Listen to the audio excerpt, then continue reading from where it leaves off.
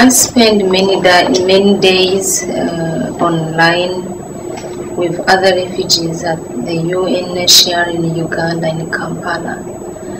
And one lucky day, I was online waiting for any kind of word that can give me hope, like every other refugees. And a guy came out of the office screaming and cursing.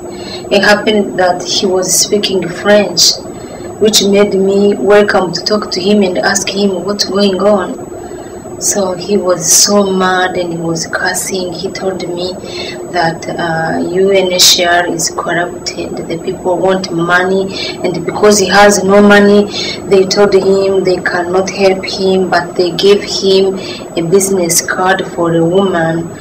And so this guy was saying, if the UN cannot help me, what in the world this woman will do for me? He was ready to tear the card. So I told him, give it to me. So he handed the card to me, and he went out like a tornado. I have never seen him since. I heard that he's still struggling in Africa somewhere. But I took the card, and in my heart I told myself, I'm losing nothing. So I went to the address on the card. I knocked the door. I was in Makerere University. This is a huge university in Kampala, Uganda. And this old white woman came to open the door. So she's standing before me, and I'm there, and I'm shaking. I'm feeling like, oh, what did I do? He asked me. Back then, I really didn't know, but today I know. What seems to be the question was, what can I do for you? And I tried to put together all English that I knew to make her understand what I am. It's like a joke, but it's true. I had to tell her, me, refugee, children dying in hospital, genocide, killing me, Hutu, Tutsi, Congo. I mean, everything together in one sentence. It didn't make any sense, but it's a miracle. This woman looked into my eyes and understood what I meant. So she went in her office and wrote down a number. But before I go through all this, she welcomed me in the house, and she closed the door. She knew how hard was my life was in danger. So she wrote down. She told me, you come here this day. Here, come this day. In Congo, I was so angry to see them coming to me again. It was by that time that I was so traumatized and I was full of hatred. They hated me and I really hated them too. So now we had to coexist in the same country, on the same street.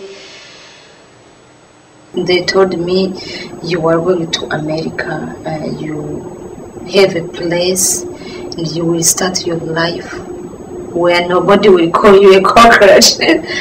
I was given a second chance, and as to me, every morning I wake up thinking, what if I'm dreaming? And I wake up one morning finding myself in Uganda again. We were so many people, and I will never know how and why. It had to be me to get this opportunity.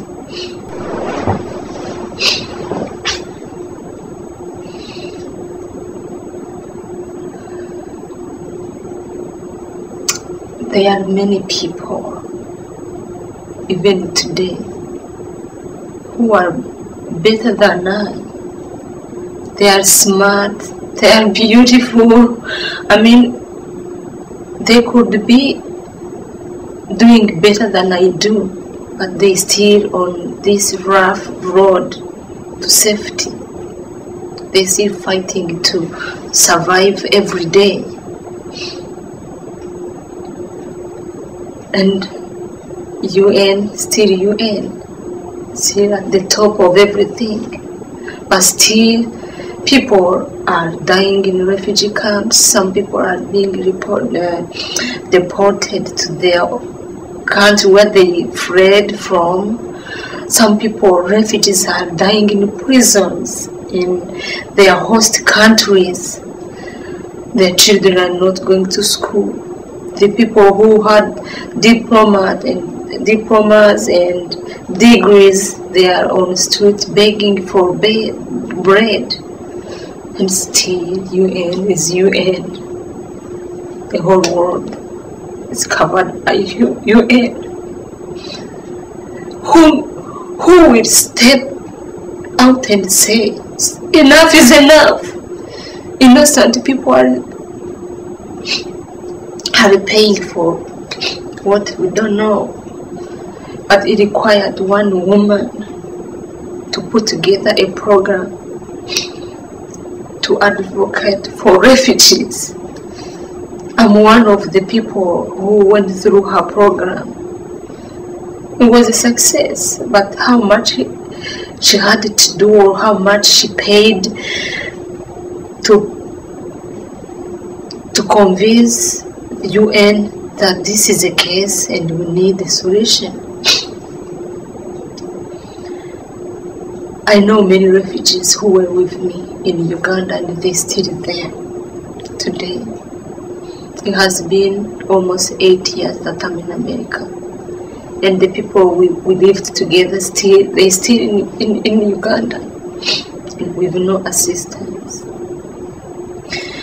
Many times I wonder what could be if there were different programs like Refugee Law Project or Asylum Access to secure refugees.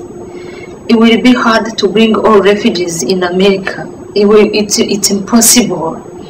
But if this kind of project can secure all refugees where they are, give them the right to go to work, to send their children to school, to go to the hospital, I believe the world will be the best place to live.